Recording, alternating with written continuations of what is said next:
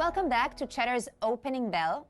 The U.S. braces for another potential jump in gas prices following a massive cyber attack on the nation's largest fuel pipeline. The Colonial Pipeline supplies tens of millions of people. It has now been shut down for 5 days, and a criminal group from Russia is believed to be responsible. The U.S. has seen these ransomware attacks before, but this is on an entirely new level. And joining us now is Brandon Daniels, President of Global Markets for Exiger, a risk management consulting firm. Thank you so much for joining us. So what happened here? How did these hackers pull this off? Well, so most of these hacks start in a similar path. They start in the business operations, usually inside of some of these large utilities or large energy production facilities. The industrial control systems, which are the heart, the brain of the fuel supply lines, are well protected. And so the way that these hackers gain access to these systems is starting to look at the peripheral networks. So they try to get into the business operations systems, the IT management systems, the accounting systems, looking for passwords, looking for things that they can collect that then give them access to the higher prize activity, which is the ability to lock up and disrupt systems and then create something worth ransoming. And that's how this happened.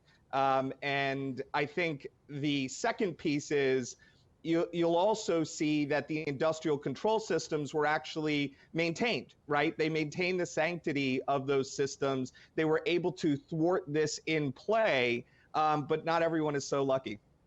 But Brandon, is there something particular about Colonial that made it vulnerable, or are other companies and pipelines exposed in the same way? There are companies across our infrastructure that have similar vulnerabilities.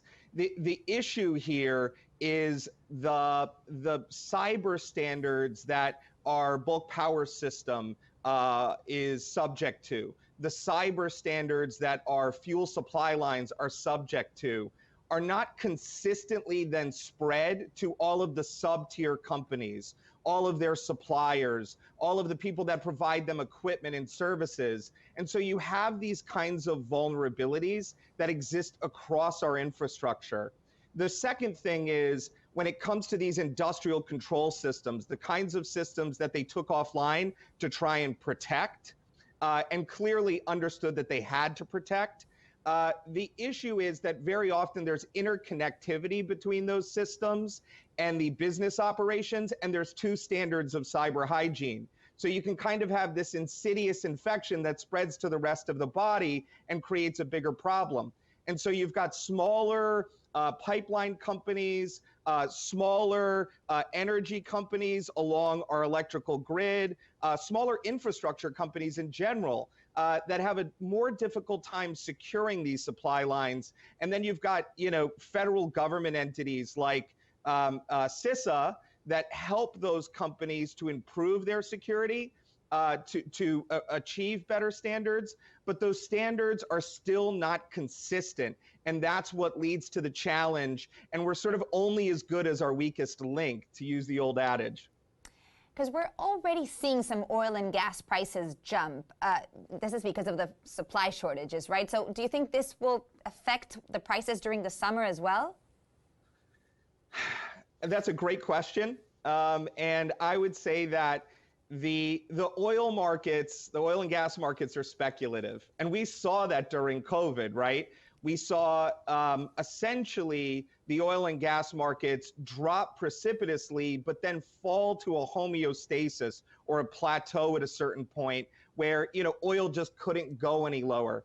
But then as the demand started to peak or started to look better towards the summer, you saw, oil and gas prices rise. You saw fuel prices rise. You saw companies start to do a little bit better as they saw the potential to offload some of those massive, overruns that they had in terms of storage. So right now, I think we will feel an imminent change in oil and gas prices. I think we'll feel it at the pump.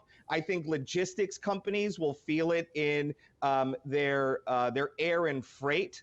But I think it's going to be a temporary blip unless there is something in those industrial control systems which drags this out beyond this week.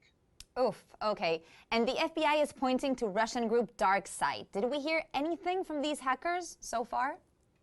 So they have confirmed that there are essentially leaks and attribution points in the dark web that do point to DarkSide, that confirm it was DarkSide. The issue that we're seeing is the reverberating effect of an attack that we can't quarantine can still disrupt major parts of the infrastructure. So even if these are just for-profit pirates and they're not trying to create systemic problems inside of our infrastructure, if you can't quarantine the risk of the attack, it's going to have that reverberating effect nonetheless. Oh boy. Okay, thank you for that information. That was Brendan Daniels, President of Global Markets for Exiger. Thanks for that insight. And coming up,